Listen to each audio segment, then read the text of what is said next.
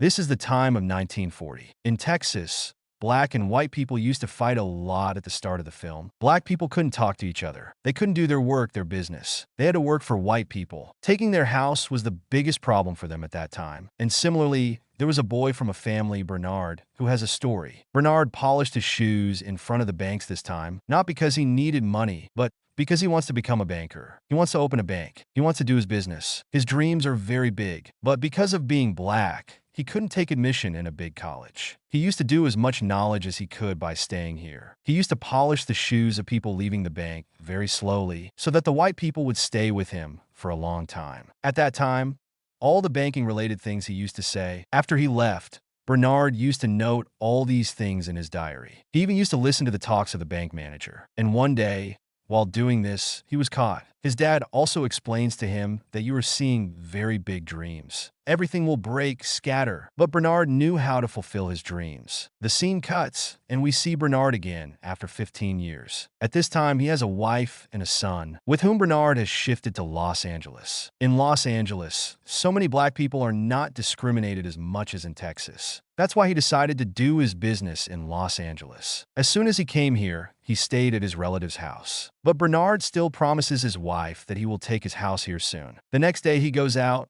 and visits the whole of Los Angeles to see the houses that people want to sell, which he was able to buy. At this time, he noticed that the black communities were completely occupied. That is, there was no place to live. Two families were sharing one house. But on the other hand, there were a lot of empty houses in the white communities. Noticing this, he gets a business idea. He thinks that this is a very good opportunity for him. If he buys a house in the white community and sells it to black people, he sees a building here that had a lot of apartments. Its condition was very bad because no one lived there. That's why Bernard goes and meets the owner of this building. He tells him that your property is so useless. You are not getting any benefit.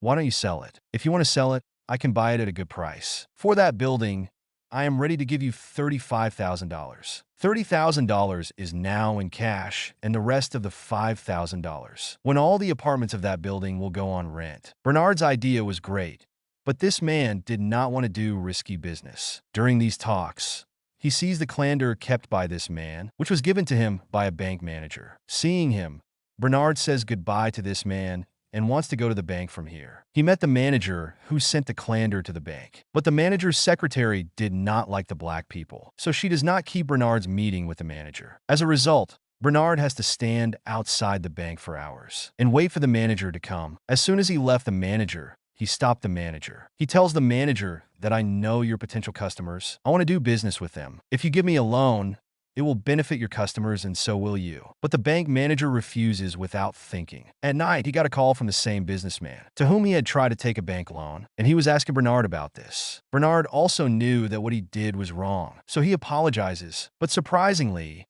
this man did not call him to scold him, but he was appreciating Bernard's efforts. That after not listening from one place, he did not leave his efforts. He kept trying to fulfill his goal. He tells Bernard that I am ready to be the guarantor of your loan. Hearing this, Bernard's happiness was not satisfied. For the first time in his life, he got a bank loan from which he invests in his real estate business and buys a building. Now, when Bernard was renovating the building with a colleague, an old lady comes here and gets angry at him and asks, "What are you doing here?" And she says, "What are you doing here?" And she says, "What are you doing here?" Bernard answers very slowly that I am doing a job here. In response, the proud lady says, "Do it carefully. Don't ruin anything." In response, the old lady says, "Do it carefully.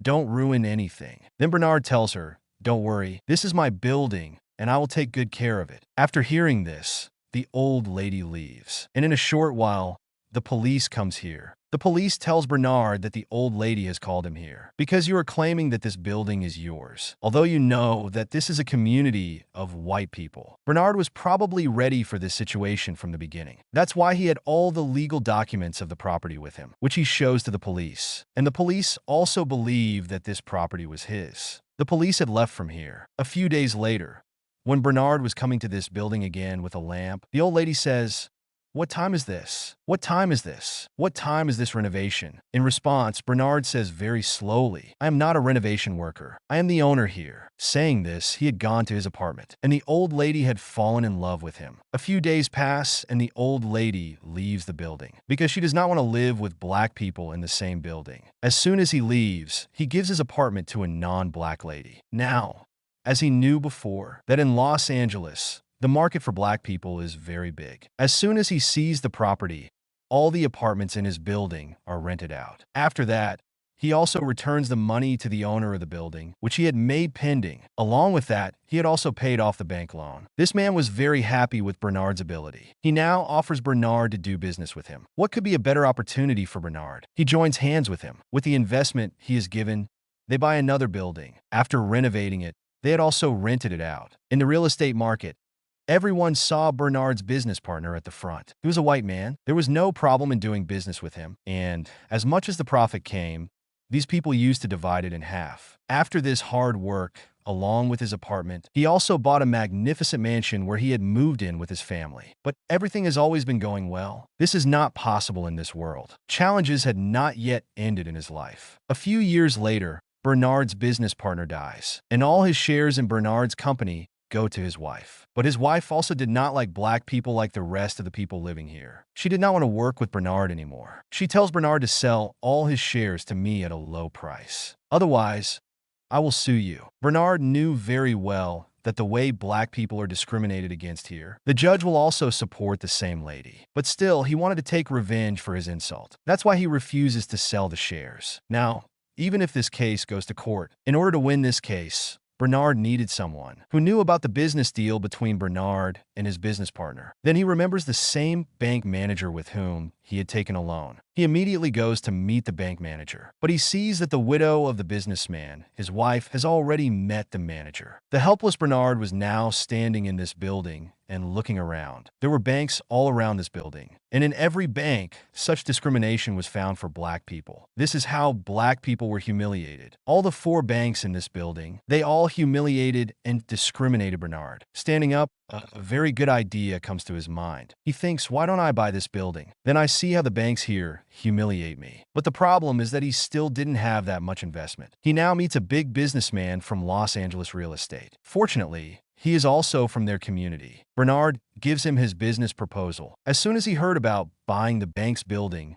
Joy's laughter was gone. He thought that perhaps Bernard was crazy because the price there was too high. Also, no black man had ever bought such precious land in Los Angeles. Bernard answers all his questions here. He tells all the calculations that how much land he will buy and how much profit he can get, how he bought the land. After hearing all this, Joy knew that Bernard is a smart person, not an emotional person who was already understanding him. At the end, Bernard also told him that if we buy the bank building, then all the existing banks there will work for us. Otherwise, we will have to give favors. It will be easier for us to get such investments, and our real estate business will move forward very easily. Bernard's idea seemed very amazing to him. He appreciates Bernard and says, I have a lot of money, but I never thought of such an idea. Despite having so much money, I have always worked for white people, but now I will work with you. There was still a problem. If he had bought the property, he needed a white man to communicate with the community of white people. That is, to convey his message. Bernard says, don't worry,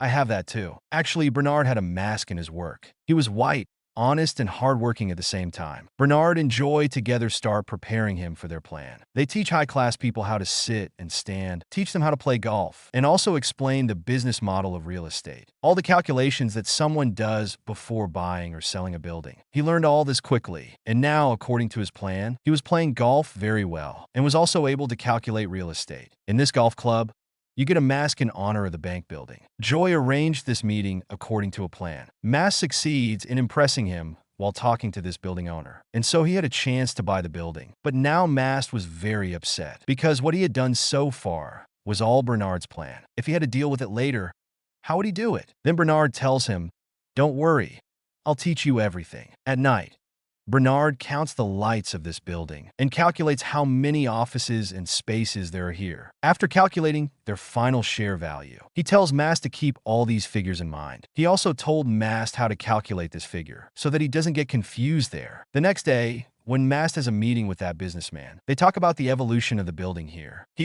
The figures given by the businessman's accountant. Mast was always one step ahead of those figures. This thing impresses the businessman, and the businessman gets ready to sell his building. After buying this building, Bernard and Joy's position had become very strong. A small manager of a small bank in this building had created so many difficulties for Bernard. He was also surprised to see that every president of this building's bank used to come out of his office and greet Bernard. Because of the support of these banks, Bernard and Joy's real estate business is developing a lot. Both of these efforts had greatly reduced the discrimination of black people in Los Angeles. The position of black people had become very strong. They could easily buy a house in Los Angeles, and now the business opportunities for them had increased a lot. People started liking to work with them. Many buildings have been built in which black and white people live together. In fact, Bernard and Joy make so much progress in their business that the white president of the city himself comes with them and takes pictures. After so much progress and success, Bernard goes back to Texas to meet his parents, where his dad was proud of him. Bernard takes his son to the city and also takes him to the bank, where he used to sit and polish his boots. Even today,